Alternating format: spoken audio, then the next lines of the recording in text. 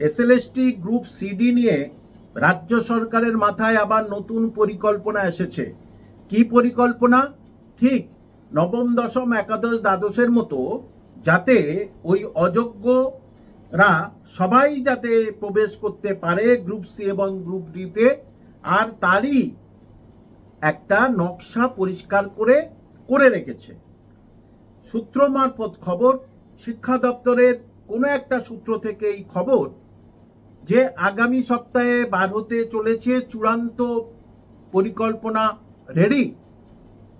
আগে ছিল গ্রুপ সির 45 নম্বরের লিখিত পরীক্ষা, জিকে 15, কারেন্ট অ্যাফেয়ার্স 15, অঙ্ক 15, ইংরাজি ছিল না 45, আর 5 নম্বরের ইন্টারভিউ।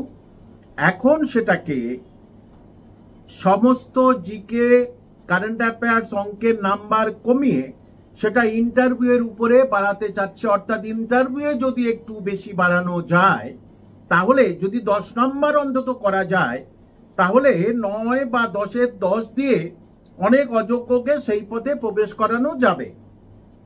আর গ্রুপ সির ক্ষেত্রে খুব সহজেই স্কুল সার্ভিস কমিশন তাদের মনের মতো লোকজনকে নিয়ে নেবে, একেবারে নিশ্চিত। সে পদ্ধতি আগেও ছিল, এখনো আছে।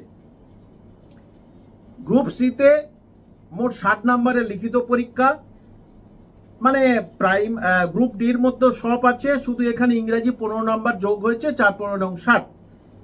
আর কম্পিউটার টেস্ট টাইপিং 25 নম্বর, একাডেমিক 10, আর টেস্ট হচ্ছে মানে ইন্টারভিউ হচ্ছে 5।